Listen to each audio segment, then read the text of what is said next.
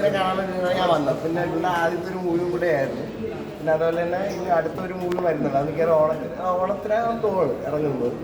പിന്നെ അതേപോലെ തന്നെ എക്സ്ക്ലൂസീവ് ആയിട്ട് പറയാം, ഞങ്ങളൊരു മ്യൂസിക് ആൽബം നെക്സ്റ്റ് മന്ത് ഇറങ്ങുന്നുണ്ട്. അപ്പോൾ എന്തായാലും അത് നിങ്ങളെല്ലാവരും കണ്ട് സപ്പോർട്ട് ചെയ്യണം. അതേ എനിക്ക് പറയാം.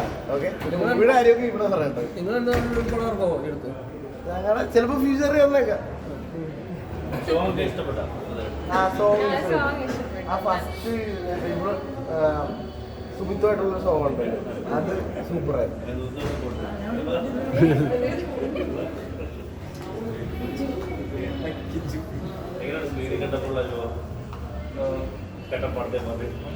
പറയാനുള്ള ഒരു അറിവില്ല, ഫീലുണ്ട്. പക്ഷെ അത് പുറത്തേക്ക് എങ്ങനെ ഏത് ഭാഷയിൽ ഏത് രീതിയിൽ പറയാമെന്ന് അറിഞ്ഞൂടെ.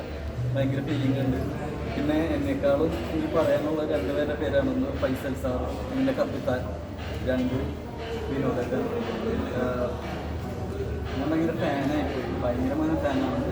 ആക്ടിങ് ഞാൻ നിർത്തിക്കൊണ്ട് പറയുന്നില്ല, ഞാൻ നേരത്തെ ഇന്റർവ്യൂവിൽ പറഞ്ഞു എൻ്റെ മുഖത്ത് കളപ്പമില്ല, വളരെ ജെന്യൂനായിട്ട് പറയാം. ആക്ടിങ് കണ്ടിട്ട് ഒന്നുമല്ല, ഭയങ്കരമായിട്ട് പറയാണ്ട് ഭയങ്കര ഇമോഷണലാണ്. നല്ല സൂപ്പർ, കണ്ടിരുന്ന് പോകും നമ്മൾ. ഞാൻ അഭിനയിക്കണമെങ്കിൽ എൻ്റെ ഓപ്പോസിറ്റുള്ള ആള് അതുപോലെ ആയിരിക്കണം. അത് എനിക്ക് ശരിക്കും നന്നായിട്ട് ഫീൽ ചെയ്തു. അങ്ങനെ പറയാം, ഈ സംസർഗയിലും കാക്കാന്ന് പറയില്ലേ, അങ്ങനെ സംഭവിച്ചു പോയിട്ട് ഓപ്പോസിറ്റിൽ വരുമ്പോൾ അവനെ ഞാനൊന്ന് ഹഗ് ചെയ്യുന്ന സമയത്ത് അവൻ്റെ ഹാർട്ട് ബീറ്റ് എനിക്ക് ശരിക്കും കിട്ടും. അപ്പോൾ ശരിക്കും എനിക്ക് നന്നായിട്ട് പെർഫോം ചെയ്യാൻ സാധിക്കും. ശരിക്കും അച്ഛനും മോനും എന്നുള്ള വൈകാരികത വളരെ ഭംഗിയായിട്ട് സിനിമയിൽ വന്നിട്ടുണ്ട്. അതുപോലെ അമ്മയും അവർ തമ്മിലുള്ള ഇൻറ്റിമസിയും അവരാണ് കൂടുതൽ സ്നേഹം കാണിക്കുന്നത്. ആ സ്നേഹം എനിക്ക് കാണിക്കാൻ പറ്റില്ല. ഞാനെപ്പോഴും കഷ്ടപ്പാടും ദാരിദ്ര്യമായിട്ട് നടക്കുന്ന ഒരു അച്ഛനാണ്. പക്ഷെ എന്തായാലും ഞാൻ ഇതുവരെ ചെയ്ത സിനിമകളിൽ വെച്ചിട്ട് എനിക്ക് ലഭിച്ച ഏറ്റവും പെർഫോം ചെയ്യാൻ പറ്റിയ നല്ലൊരു കഥാപാത്രമാണ് വിജയകാന്ത്. അതിന് ഞാൻ ഫൈസലിനോടാണ് നന്ദി പറയുന്നത്. കാരണം എൻ്റെ വീട്ടിൽ വന്ന് ഒരു ഷോർട്ട് ഫിലിം ചെയ്യണം എന്ന് പറഞ്ഞ് വന്ന ആളാണ്. ആ സിനിമയാണ് ഇപ്പോൾ നമ്മൾ കണ്ടിറങ്ങിയ കണ്ടപ്പടത്തമാണ്. കൂടുതൽ വലിയ വാക്കുകളൊന്നും പറയാനുള്ള ചെറിയ സിനിമയാണ്, ചെറിയ ആളുകളുമാണ് സിനിമയ്ക്കകത്തുള്ളത്. ഫൈസൽ ആദ്യമായിട്ട് ചെയ്യുന്ന സിനിമയാണ്. അപ്പോൾ അതിൻ്റെയൊക്കെ കുറേ പോരായ്മകളൊക്കെ ഉണ്ടാവും. പക്ഷെ എന്നാലും വളരെ ഹൃദയസ്പർശിയ ഒരു സിനിമയാണ്. വൈകാരിക ബന്ധമുള്ള, ശരിക്കും കുടുംബസമേതം ഇരുന്ന് കാണാൻ പറ്റുന്ന ഒരു മോട്ടിവേഷനും ഈ സിനിമയിലുണ്ട്. ഏത് രോഗത്തിൽ നിന്നും ഒരു ഊർജ്ജം വന്നിട്ട് പിന്നെ മറ്റൊരു ലെവലിലേക്ക് എത്തുന്ന ഒരവസ്ഥ, അത് ഏതൊരു പിതാവിനും കുടുംബത്തിനും നാട്ടുകാർക്കും സന്തോഷം ഉണ്ടാകുന്ന കാര്യമാണ്.